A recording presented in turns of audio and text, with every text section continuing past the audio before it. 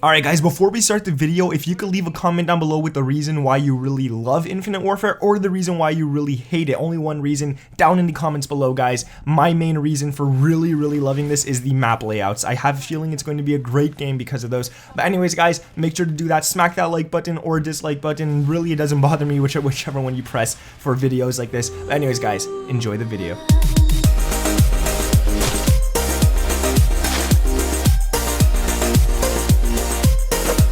What is up guys, my name is Nick and welcome to today's video where I'm going to be talking about some good and some bad things about Infinite Warfare. Now when we get to the bad things, which will be towards the end of the video, we're going to talk about the good stuff first, but when we get to the bad things, you guys are probably going to agree with every single one of them. I'm pretty sure, or at least hope that you guys do, but we're also going to be talking about good things about Infinite Warfare, which if you guys want to go more into depth about that, you can check out my video titled 10 Reasons Why Infinite Warfare is Better Than Black Ops 3. Now that video will also be in the description if you just want a quick link, or at the end of the video you could press the annotation there.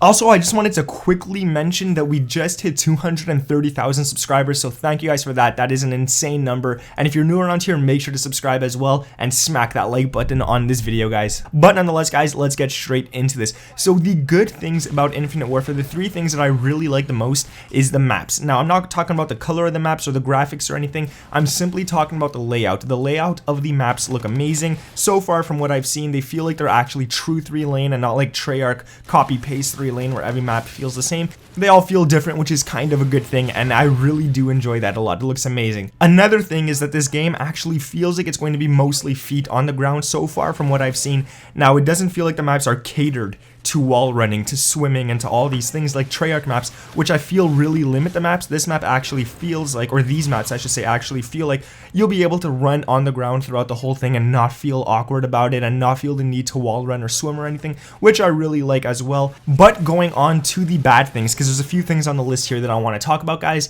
One of them being the contrast. The contrast in color is disgusting. Now I'm talking about, let's say there's a vibrant blue that really pops in your face. You know, Treyarch is really good at making nice vibrant maps and stuff like that. I think Infinity Ward should really take some tips from them for that, because the contrast in this game, like I was saying, imagine you have a very nice vibrant blue, it's in your face, it looks beautiful. In Treyarch, well, Infinite Warfare, it's like it's splashed out, it's washed out, the color is disgusting. That vibrant blue is going to feel more like a dark gray, blue, light gray, whatever the hell you want to call it. It doesn't look good. The colors are fine, they're trying their best to make them colorful and stuff, but like they just don't make them vibrant. The contrast is really bad in my opinion. And with that being said, there is also something else about the movement that I really don't like a lot, which has to do with like the camera and how you're looking at the game. So the color is bad, but there's another thing, and that's the motion blur. You know, when you're turning your character, you're moving around and stuff like that, there's a blur in the movement for some reason, and it doesn't look good. I'm sure you guys noticed it when watching videos. It actually gives me a headache after a while. Not a huge headache, but it makes it annoying to watch, and I really don't like that whatsoever. I think they tried to make it look good though, because when it's a high frame per second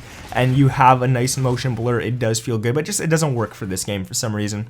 Going on to another point, guys, these last 2 points are like two of the most points of why I'm not going to like the game too much, but I still will actually love the game. They're not going to kill it for me, but they're just two main things that I will not like the most about the game, and that is the fact that there are only 6 combat rigs. First of all, combat rigs replace specialists from Black Ops 3. I would have preferred if they just kept specialists and combat rigs out of the game. In all honesty, I would have really preferred that, but the fact that they are in the game, they only put 6, so that's going to feel very limited. You're not going to feel like you have much choice. Everyone's going to be running the same like 2 or 3 because you know that the other ones are going to suck, and you're just going to be like really annoyed of these things on the map. Everyone's going to have the same overpowered ones. There's going to be no diversity. You won't be able to pick anything you want, and it's just really going to suck. But moving on to the last point that I'm not going to like about the game is the prototype weapons. Now the prototype weapons within this game, yes, they're a cool concept, but not for Call of Duty in my opinion. When you have a class system where you could only pick 10, and then you have a sniper, you put on a pistol, you